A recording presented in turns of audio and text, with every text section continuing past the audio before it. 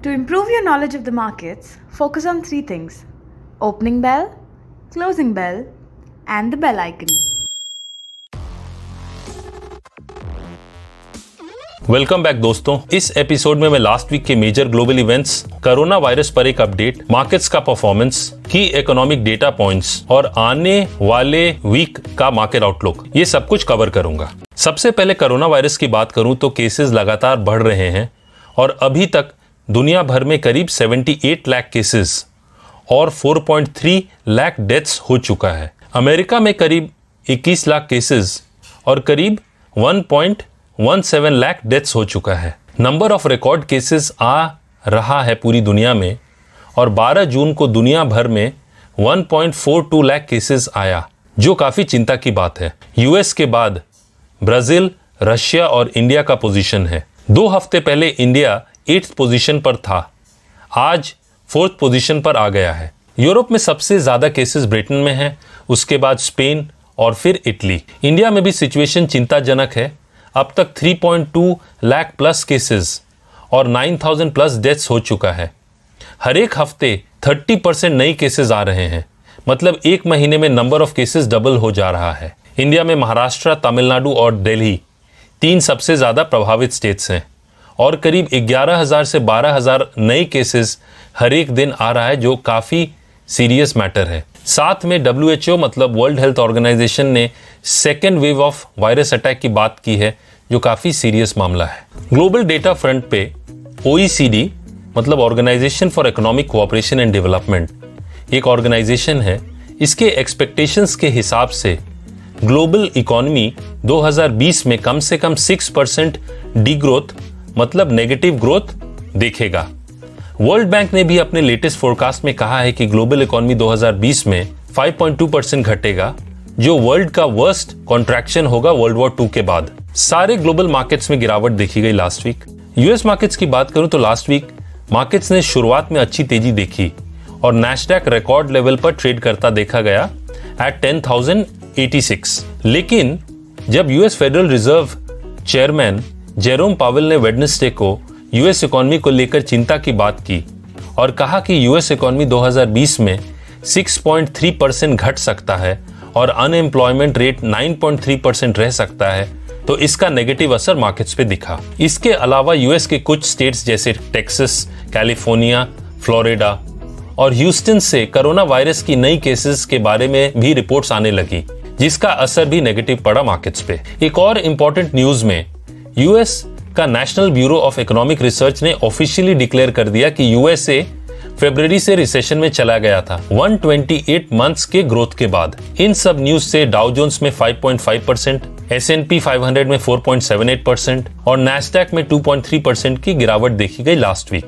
और जो CBOE Vicks है, जिसे फियर फैक्टर मेजर करते हैं, उसमें 47% की तेजी देखी गई और वो 36 पर ट्रेड कर रहा है। विक्स का ऐसा बढ़ना इन्वेस्टर्स के बढ़ते फियर को दिखाता है। यूरोपियन मार्केट्स की बात करूं तो इनमें भी काफी गिरावट देखी गई लास्ट वीक।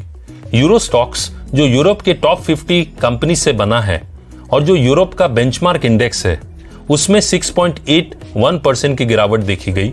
जर्मन इंडेक्स डैक्स में 6.99% की, ब्रिटेन के FTSE 100 में 5.85% की और फ्रांस के CAC 40 में 6.9% की गिरावट देखी गई पिछले हफ्ते। डेटा फ्रंट की बात करूं तो जर्मनी, फ्रांस और इटली, ये तीनों देश रिसेशन में चले गए हैं, मतलब इनकी इकोनॉमी श्रिंक कर रही है, इनकी इकोनॉमी में डीग्रोथ हो रहा है। ब्रिटेन की इकोनॉमी में रिकॉर्ड 24.5% की गिरावट देखी गई अप्रैल के महीने में। साथ साथ यूरोजोन, फ्रांस और जर्मनी का अप्रैल इंडस्ट्रियल प्रोडक्शन में 17.1%, 20.1% और 17.95% की रिकॉर्ड गिरावट देखी गई। तो यूरोप का भी जो इकोनॉमिक डेटा आ रहा है वो काफी नेगेटिव है। एशियन मार्केट्स में भी सेलिंग प्रेशर देखने को मिला लास्ट वीक और जापान के निक्के में 2.44%, चाइना के शंघाई कॉम्पोजिट में 0.38% और इंडियन इंडाइसेस निफ्टी और सेंसेक्स में करीब 1.5% तक की गिरावट देखी गई।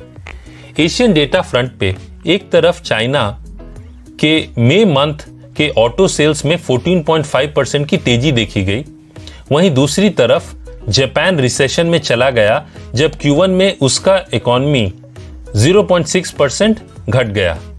जापान के पार्लियामेंट ने करीब $300 बिलियन का इमरजेंसी बजट अप्रूव किया, जिससे अब तक जापान का टोटल स्टिमुलस पैकेज उसके जीडीपी का ऑलमोस्ट 40% हो गया है, जहां जापान का जीडीपी करीब $5 ट्रिलियन है। इंडिया की बात करूं तो एक तरफ वर्ल्ड बैंक ने 3.2% डी ग्रोथ की बात की है 2020 में, वहीं S&P ग्लोबल रेटिंग एजेंसी ने 5% कॉन्ट्रैक्शन यानी डी ग्रोथ की बात की है 2020 में। इसके अलावा मई ऑटोमोबाइल सेल्स नंबर करीब 87% घट कर आया, जो कोरोना वायरस का क्लियर इंपैक्ट दिखाता है। इंडिया विक्स, जिसे वोलेटिलिटी इंडेक्स या फियर फैक्टर भी कहते हैं, उसमें 7.5% की तेजी देखी गई, जिससे ये पता चलता है कि इन्वेस्टर्स अब कॉशियस हो रहे हैं। कमोडिटीज की बात करूं तो जहां एक तरफ गोल्ड में 3.2% की तेजी देखी गई, वहीं सिल्वर में मामूली 0.58% की बढ़त देखी गई। सेफ हेवन डिमांड के कारण गोल्ड में तेजी देखी गई जब कोरोना वायरस के सेकेंड वेव की बात होने लगी।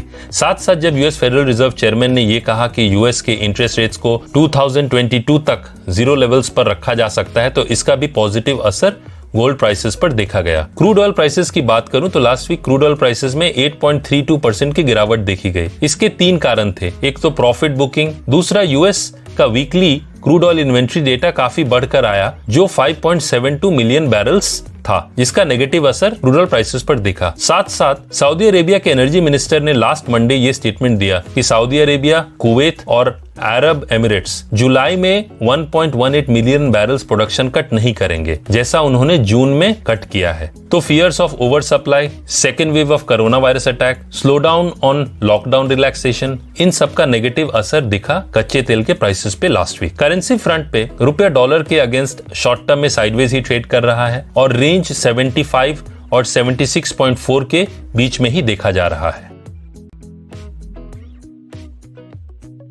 ओवरऑल लास्ट वीक एफआईआईज की 1731 करोड़ की नेट सेलिंग देखी गई, वहीं डीआईआईज ने भी 2000 करोड़ की सेलिंग की।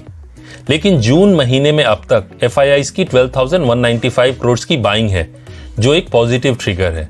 मई मंथ में भी एफआईआईज की ओवरऑल बाइंग थी। दूसरा, निफ्टी पुट कॉल रेशियो, जिसे पीसीआर भी कहते हैं, वो 1.45 है। इसे कैलकुलेट करने के लिए total puts divided by total calls का ओपन इंटरेस्ट लिया गया है। ओपन इंटरेस्ट सारे आउटस्टैंडिंग या फिर जो पोजीशंस खड़े हैं उन्हें कहा जाता है। 1.45 पीसीआर का मतलब यह है कि हर एक 2 कॉल्स पर 3 पुट खड़े हैं। पीसीआर को एक कॉन्ट्रेरियन इंडिकेटर मतलब अलग तरीके से भी देखा जाता है। 1.45 का मतलब बुलिश भी हो सकता है। निफ्टी जून सीरीज में मैक्सिमम ओपन इंटरेस्ट 10,000 के कॉल ऑप्शन में और 9,000 के पुट ऑप्शन में देखा जा रहा है। सेक्टोरल परफॉर्मेंस की बात करूं तो last week reality index was the best performer, 1.31% की तेजी देखी गई।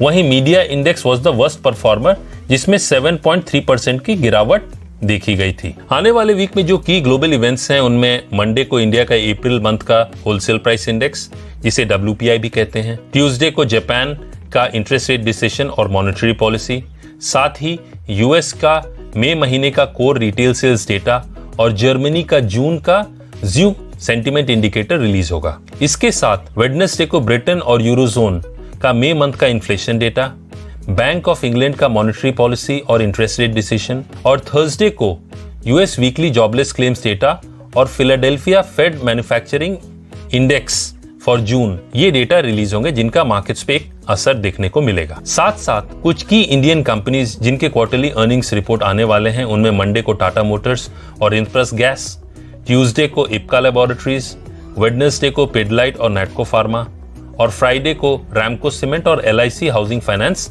शामिल हैं। इस वीक मार्केट की नजरें global cues, North Korea South Korea tensions, US China trade war, कोविड-19 और लॉकडाउन रिलैक्सेशन प्रोग्रेस पर रहेगी। टेक्निकली इस वीक मार्केट साइडवेज ट्रेड करता दिख रहा है, क्योंकि मेजॉरिटी जो टेक्निकल इंडिकेटर्स हैं वो मिक्स्ड सिग्नल्स दे रहे हैं।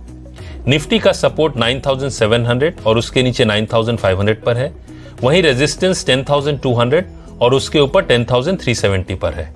बैंक निफ्टी की बात करूं तो बैंक निफ्टी का सपोर्ट 19,500 और उसके नीचे 18,700 पर है, वहीं रेजिस्टेंस 20,950 और उसके ऊपर 21,800 पर है। आशा करता हूं कि आपको ये एपिसोड पसंद आया होगा। यदि आपका कोई फीडबैक है तो जरूर शेयर करें। Stay safe and trade well. जल्द मिलते हैं, तब तक के लिए अलविदा। Thank you.